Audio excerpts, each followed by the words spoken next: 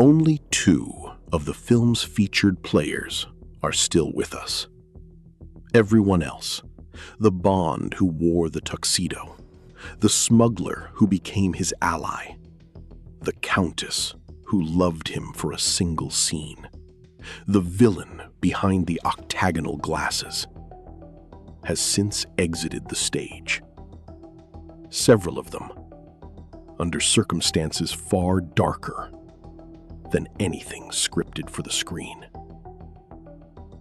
And the man whose death opened the film's most famous sequence to the public almost never got his name attached to it at all. Pull up a chair. This one starts on a bobsled track in the Italian Alps on the last day of filming.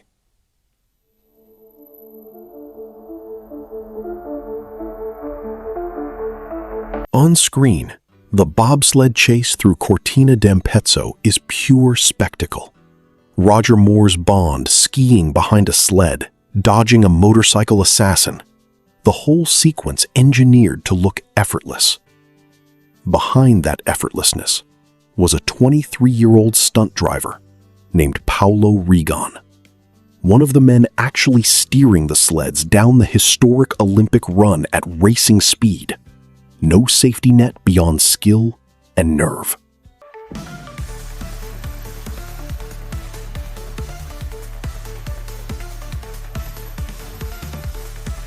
On the final day of shooting the sequence, Rigon's bobsled overturned on the track. He became trapped underneath it as it continued down the run, and he was killed. It happened only a week after an American competitor, James Morgan, died on the very same course during the 1981 World Championships, a track that was, by multiple accounts, dangerously designed, with a curve severe enough that it was later modified to prevent further tragedy.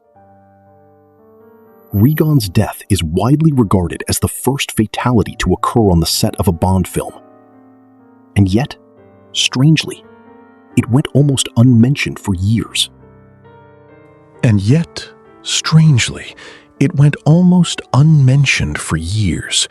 Absent from the retrospectives, absent from the Ultimate Edition DVD's making-of feature. No documented personal relationship between Rigon and the film's cast has survived in the public record. What we have instead are the recollections of fellow stunt performers who describe a shoot that turned somber in an instant on what should have been a day of rap parties. There was no transition.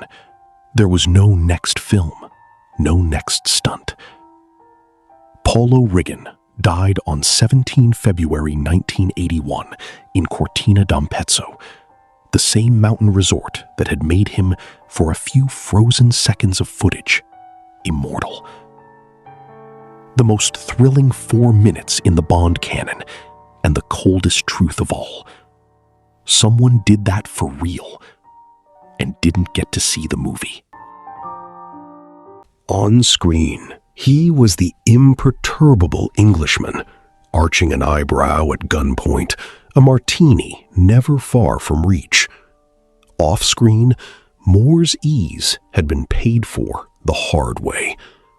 Conscripted into national service shortly after the Second World War, he was commissioned into the Royal Army Service Corps, rose to captain, and spent part of his service commanding a small army depot in occupied West Germany before transferring into the entertainment branch, the closest thing to a rehearsal for a lifetime of playing charming officers and gentlemen.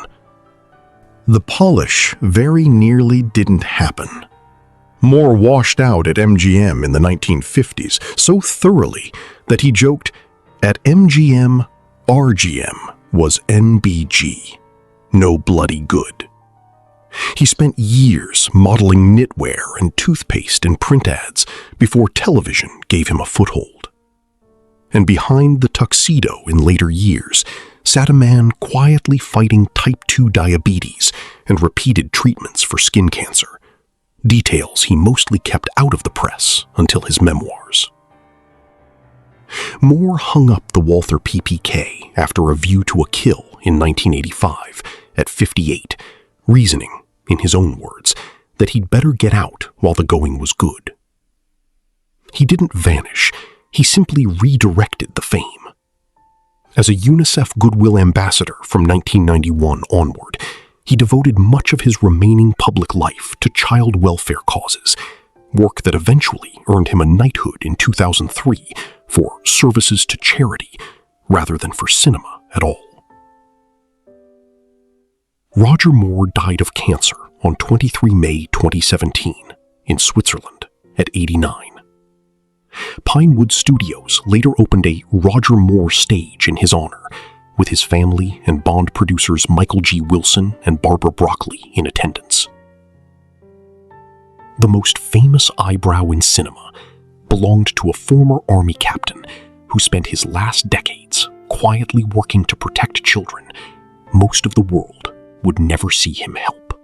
Columbo is Bond's ally, a pistachio-cracking Greek smuggler with rough charm and a code of honor. Topol, born in Tel Aviv, brought something the script couldn't invent. He had literally served his country in wartime, beginning his acting life in the Nahal entertainment troupe during his Israeli army service, and later performing for troops on the Golan Heights during the actual Six-Day War in 1967, pausing a hit West End run of Fiddler on the Roof to do it. Before he was one of the most recognizable faces in world cinema, Topol trained as a commercial artist. He estimated he played Tevye, his signature role, more than 3,500 times across 4 decades of stage revivals, a level of repetition that would define most careers, except that Topol also found time for Flash Gordon, Galileo, and a Bond film in between. After Bond, Topol kept returning to Tevye, Broadway in 1990, the West End again in 1994, even as age made the role, ironically, easier. "I didn't have to spend the energy playing the age," he once said, having finally caught up to the character. He was awarded the Israel Prize, his country's highest civilian honor, for lifetime achievement in 2015. Topol died in Tel Aviv on 8 March 2023 at 87, after a long illness reported to be Alzheimer's disease. Israel's president called him a man the country loved in return. The gruff smuggler with the pistachios spent his real life as a soldier, an artist, and, for entire generations of theatergoers, a milkman named Tevye, sealed forever between 2 identities. On screen, Liesl is a countess, cast off almost as soon as she's introduced, one of the film's briefer, more melancholy roles. Off-screen, Harris's own real-life plot twist would reshape the entire franchise. She brought her then-husband, an unknown actor named Pierce Brosnan, to the set and personally introduced him to producer Albert R. Broccoli. 14 years later, Brosnan would become Bond himself, in a role many believed he'd been quietly auditioning for since that visit to Corfu. He has said he took the part, in part, as a tribute to her. Harris largely stepped back from major film roles after For Your Eyes Only, appearing occasionally in her husband's series Remington Steele, choosing instead to raise their children in Los Angeles. In 1987, Harris was diagnosed with ovarian cancer, the same disease that had killed her own mother. She fought it for 4 years. She died on 28 December 1991 in Los Angeles at 43. Her daughter, Charlotte, would later die of the same disease in 2013.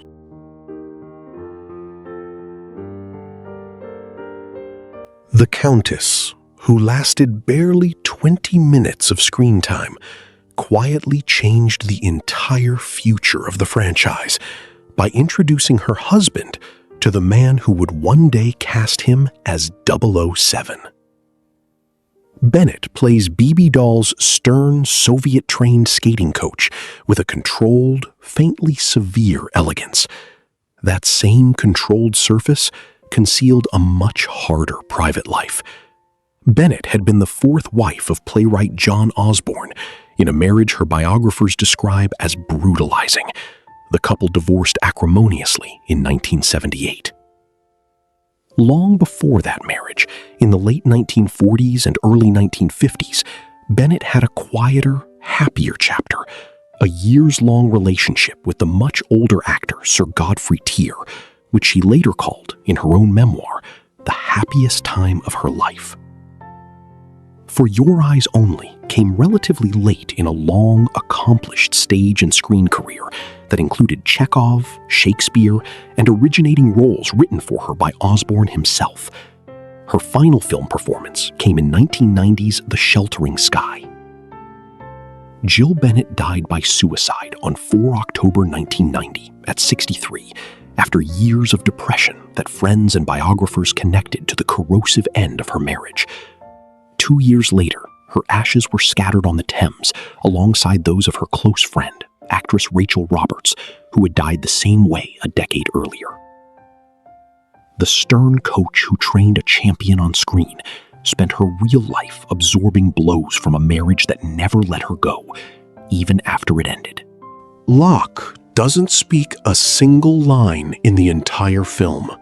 His menace is built entirely from stillness and from a pair of octagonal glasses that Gothard himself suggested to make the character more unsettling.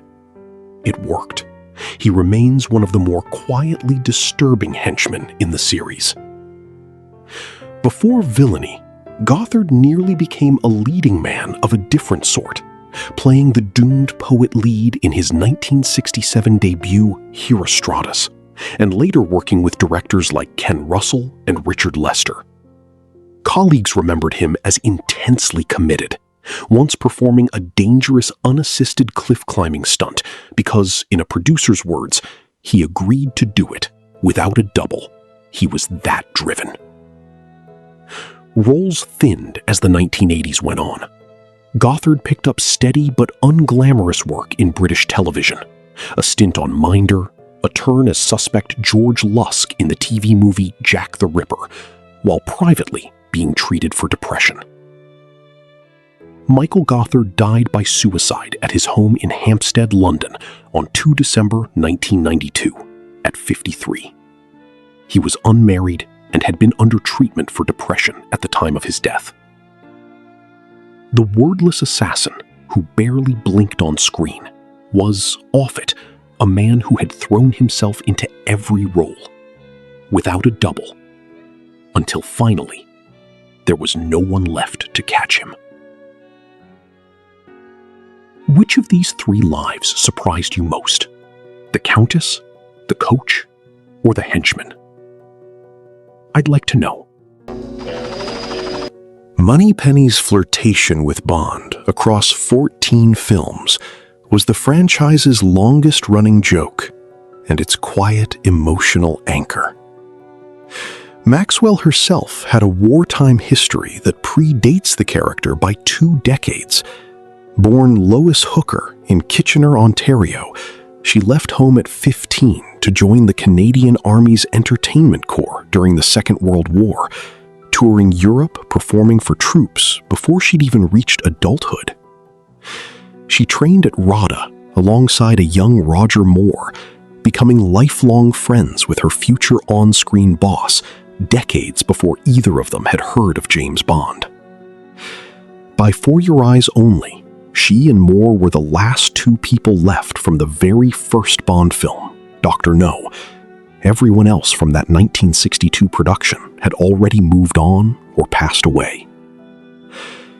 After A View to a Kill in 1985, producers judged, at 60, that she was now too old to flirt on screen with the substantially younger Timothy Dalton, and the role was recast. Maxwell returned to Canada, wrote a newspaper column under the name Miss Moneypenny for over a decade, and later settled in England to be near her daughter.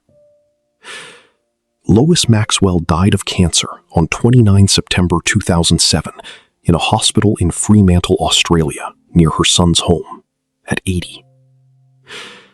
The secretary who never got the man, spent her real life doing the one thing her character never could, outlasting every version of Bond who ever sat across the desk from her.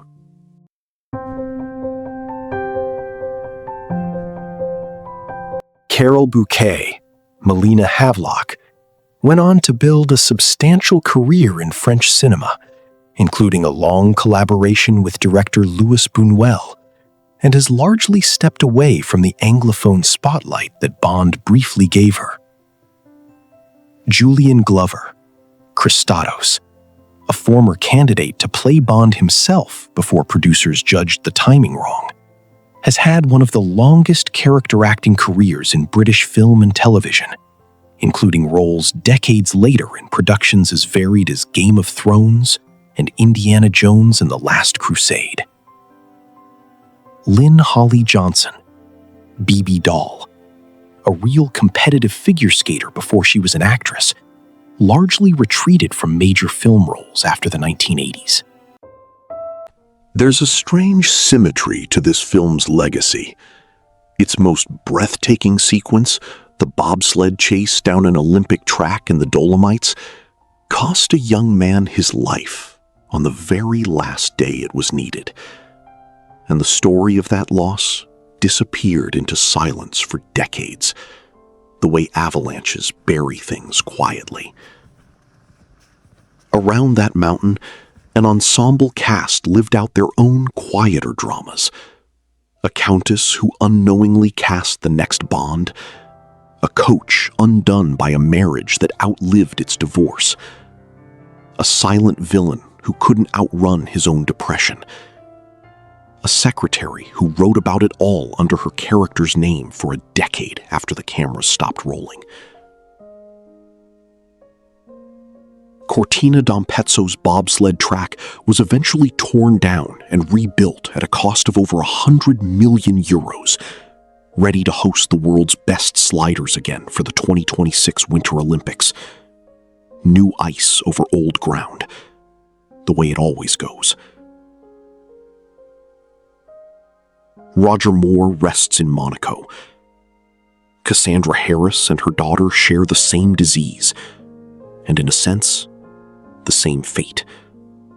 Paolo Rigon, 23 years old, is remembered mostly in forum posts and IMDb trivia pages, a footnote to 4 minutes of film he never got to watch. If you found any of this moving, or if it's brought up something heavier for you personally, it's worth talking to someone you trust, a friend, a doctor, or a counselor. I'm glad to help you find the right resources if that would be useful.